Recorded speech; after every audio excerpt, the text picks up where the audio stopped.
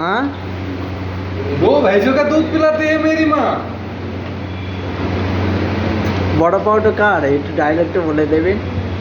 হ্যান্ডেলে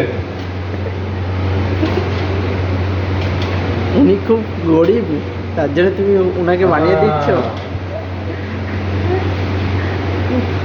वो भैंसों का दूध पिलाती है मेरी माँ।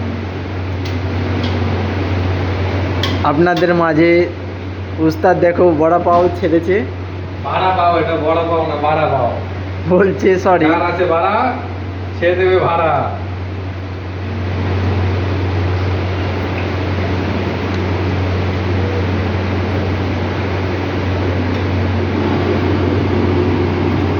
গ্যাসটা একটু চরম নরম করে একটু ফাঁস করে নিল।